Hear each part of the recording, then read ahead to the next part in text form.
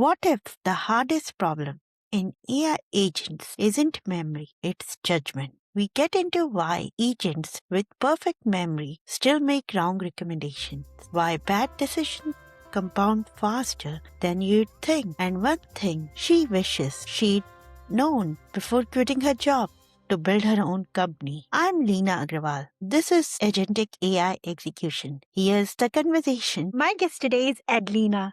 We both worked together at Cruise, and she has been after that at Cruise, Vercel, and right now she's a founder doing her own company at Rory Plans. Adelina, so excited to be here. Thank you for joining the show. Yeah, thanks for having me. What are you thinking when you are making those transitions? If you look at what's happening right now, everyone is saying that it's the time to build. And when I was at Vercel, I was able to see how many AI startups they were just exploding.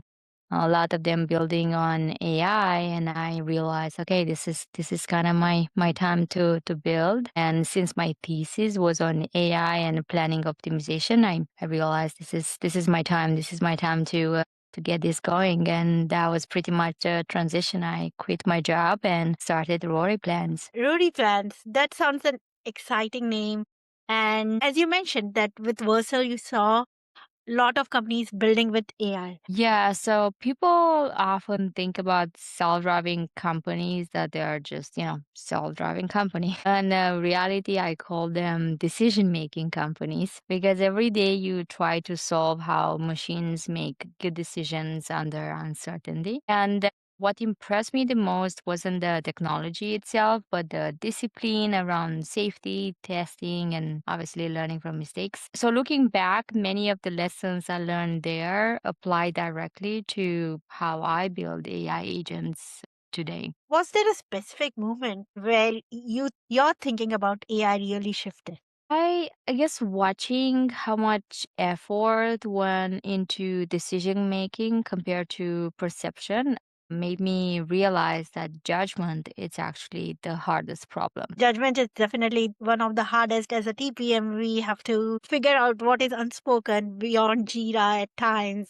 And Cruz was solving like particularly life and death challenges at scale. Now, when you are making agentic AI decision making software, do you think those same problems apply or completely different? The challenge isn't access to information. So the consequences are different, but the underlying problem, I would say it's the same. And what did Cruz teach you about what happens when AI make wrong calls? I guess it's just that bad decisions compound faster than most people expect. So true. You also wrote about a thesis on AI and planning. What kept that thread alive through Google, Cruise, Versa? Yeah, so my thesis focused on planning and decision making. And to be honest, I never stopped being fascinated by how humans and machines decide what to do next. Google, Cruise, and Vercel, I kept seeing the same problem, but in different forms. Information was abundant, but good decisions were not. So AI finally now became capable enough to that what was once a research topic, now it's actually becoming a product opportunity. Was there a specific period where you lost interest in it and what brought you back? Yeah, I think for many years it was just kind of too early for me to build something on that. And yeah, I guess what finally got me back, as I said, 2024, I just saw how many AI startups were just coming up, and I realized, okay, this is the best time to build. With startups operating at a different scale and speed compared to a bigger company, I'm curious, what do you see PMs doing at those companies that made you think this is broken enough to build a company around it completely? Yeah, I think I watched incredibly talented people that were spending huge amounts of timing searching for context, repeating conversations, recreating decisions, or coordinating work manually. And at every company, knowledge lived in different places. Either was like docs and tickets and Slack, emails and meetings. So the organization knew things, but nobody could easily access why decisions were made, for instance. That's why this was what eventually became the foundation for both Rory Plans and Rory Brain, the open source project that we released recently. Can you tell our users more about how is it different, or what you are doing with Rory Plans, maybe? How is different Rory Plans from what? The existing PM tools out there, or like how can they use on their daily basis as a TPM or PM? Yeah, I think I guess main difference is everything is AI native. So you're not I guess the people are just used to coordinating tasks and writing reports and just doing a lot of busy work. With Rory plans, basically you're not managing tasks, you're managing agents. So everyone basically becomes a manager, and then those agents can do your busy work, can do the coordination, write the reports that you need, gather the information you need, track, nag people on Slack and so on. So I guess yeah, the big difference is that we've been used to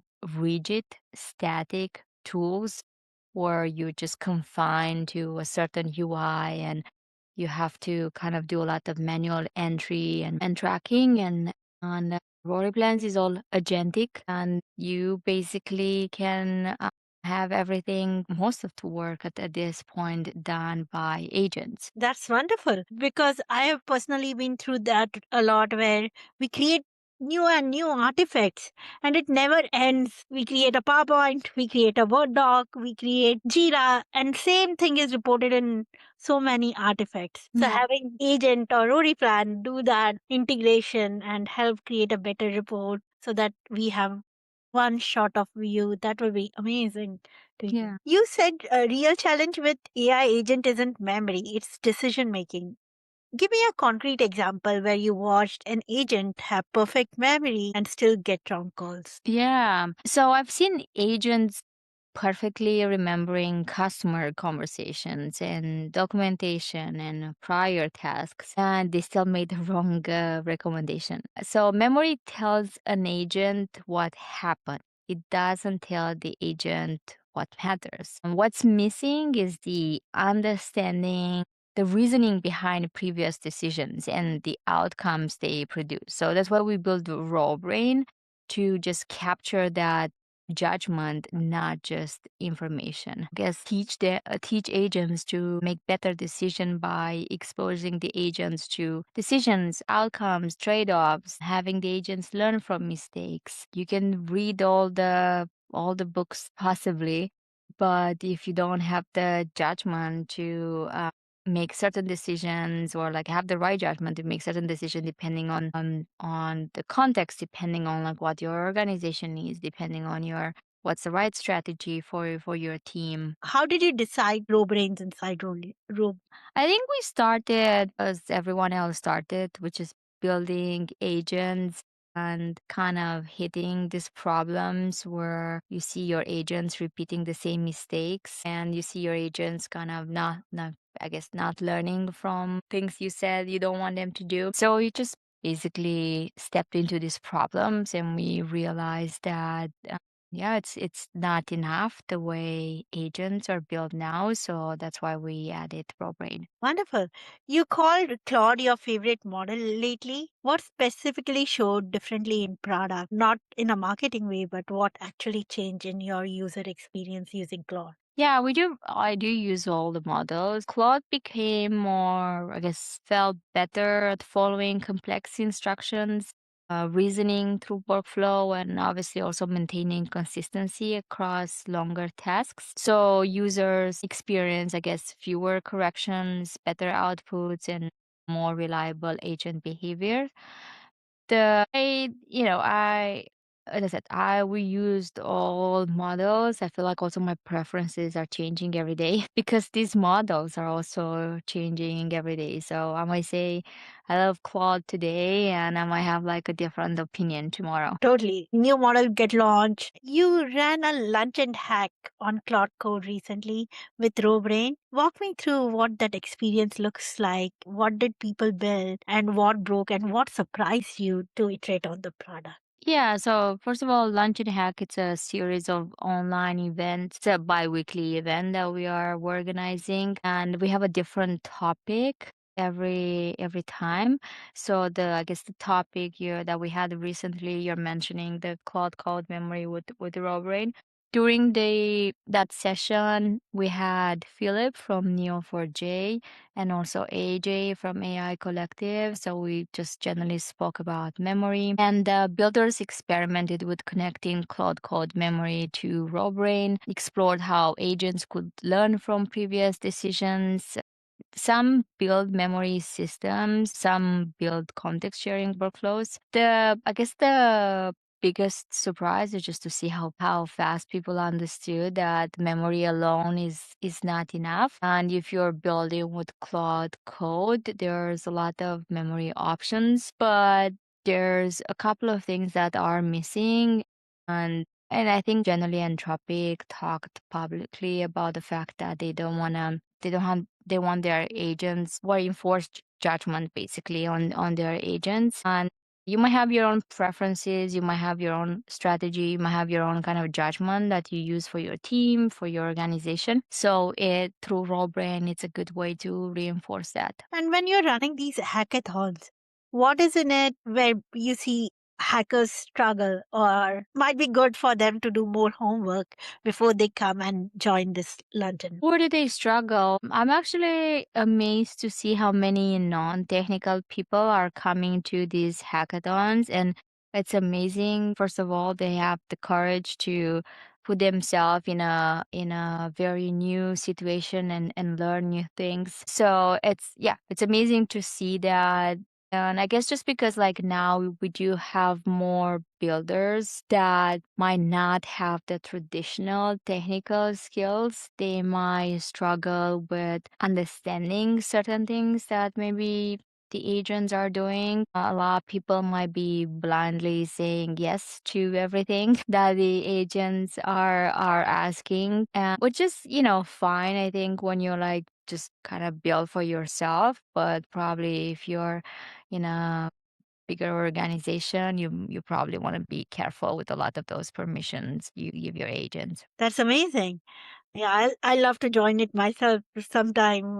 It sounds exciting program. Yeah. What's longest which took you in Rory Plans to get it right? Not technically, but in terms of understanding what users actually need. I guess I initially thought the problem was just project management, and eventually I realized that the deeper problem was actually organizational decision making. Generally, teams aren't struggling because they lacked plans; they were struggling because they lacked like a shared understanding. So yeah, I think once I kind of figured that out, we also changed the product to tackle that challenge. And you won PMI Award, Most Creative Demo Award, got into those top startup programs. One thing you do in product process, almost nobody actually does. Yeah, I guess I spend a lot of time just trying to understand how decisions are made rather than just what decisions are made. So